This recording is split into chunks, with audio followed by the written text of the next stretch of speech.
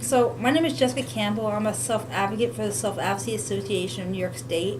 I also work for the Quality Assurance Department for AHRC Nassau, where I teach staff, individuals, and family members about their rights and responsibilities. Self-Advocacy Association teaches people from the day they're born, they become self-advocates. From the day you decide to pick your shirt you want to wear, you're a self-advocate. That's choices. And every time you make a choice, you're a self-advocate.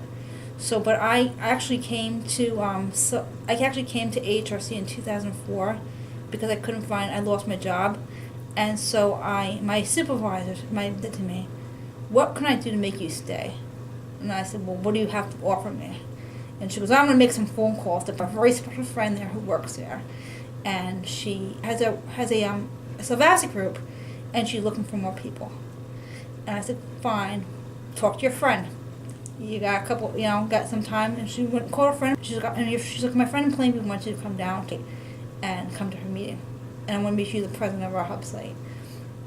So that was a very, very highly respected position, because it basically just means I had to go down to the council meeting and take notes. By the second time I went to my second self-advocacy meeting, I knew that's where I didn't want to just be a note taker anymore.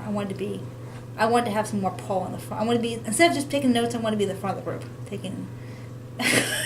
I want to be running the meeting instead of taking notes. And then I was with her group for about maybe 3 years, and actually got on the board. And then I went from a treasurer to the vice president, and then my vice presidency position. I was already getting noticed. My advisor had already taken on some other positions within the agency and said she needed help.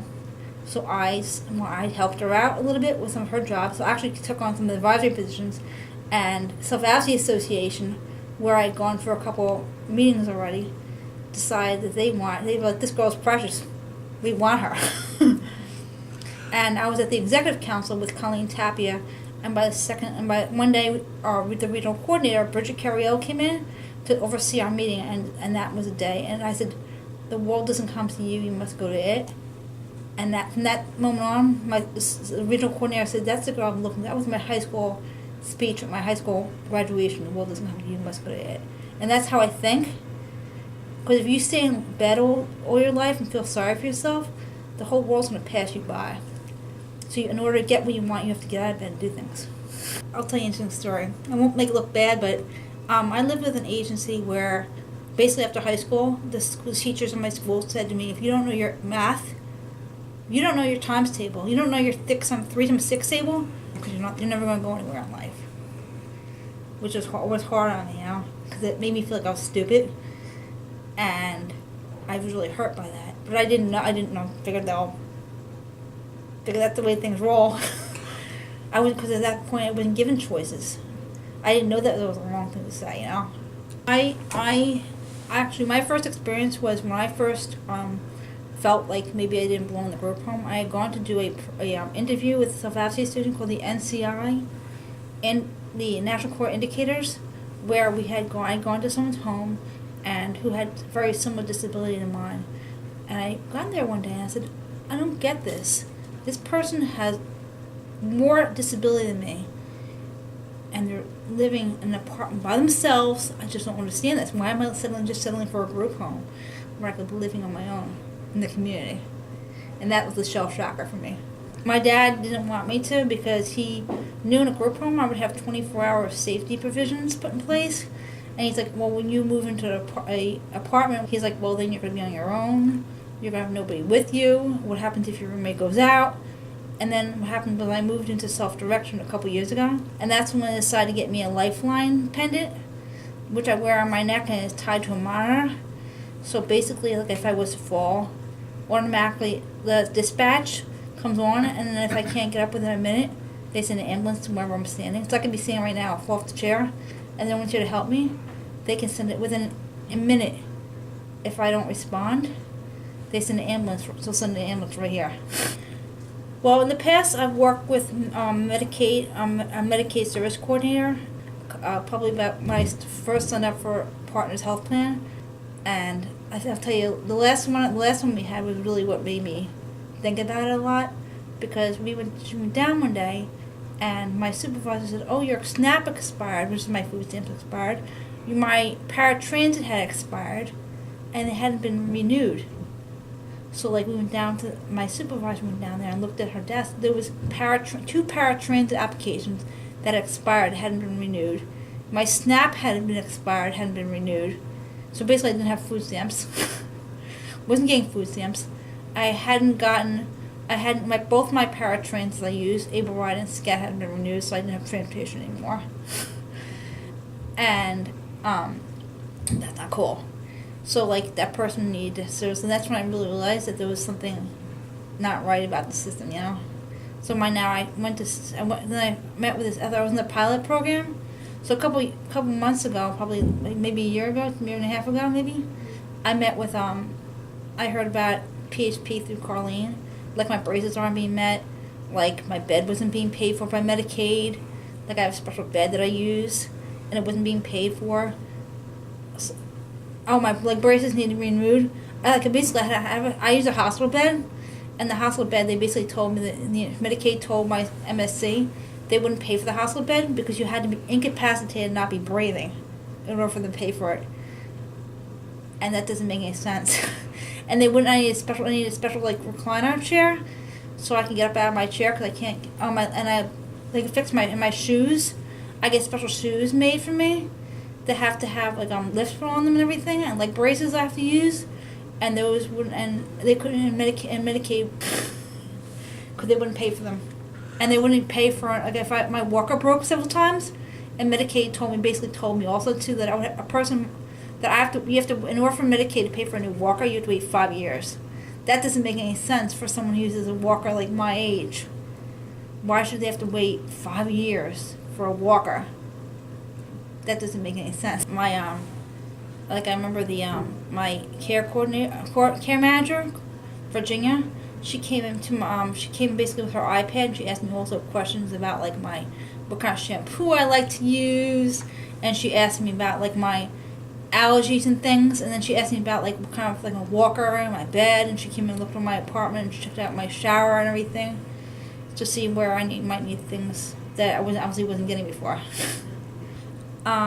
So she asked me questions like if things were done or taken care of, or physical therapy was taken care of, and if the only thing I've had a little trouble with Partners Health Plan is logistics.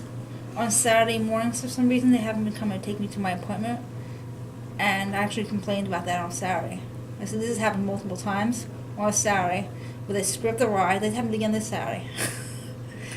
And you have the grievance process to... who do I talk to? We already put it in for you. Yeah. Probably in the future, my friend Joyce will probably be using it, because it will tie into her job as well.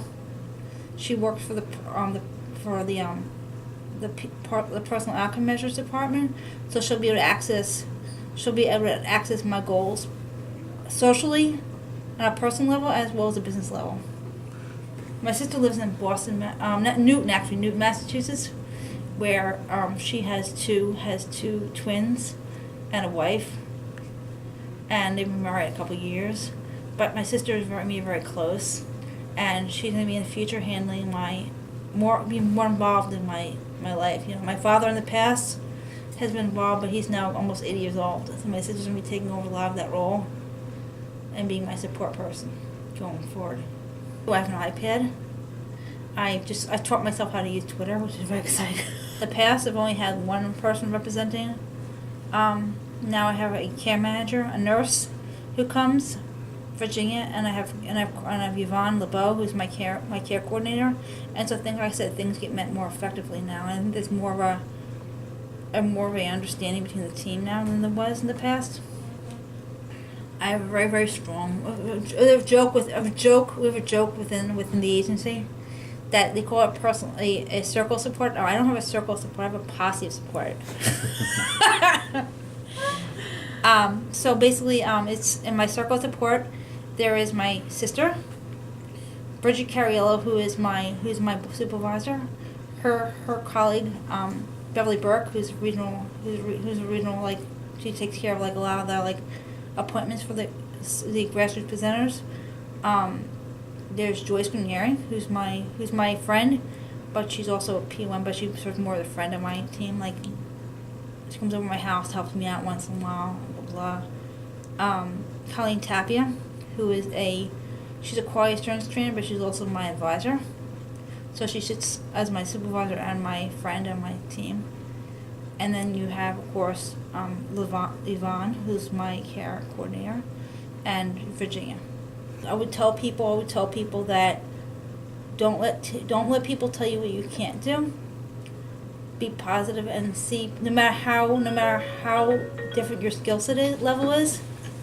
Let's say you're in a wheelchair, doesn't mean you're any different than anybody else. You can be in a wheelchair and still have self-direction. I know a lot of people who are in wheelchairs and they still have self-direction. I'll tell you a little story.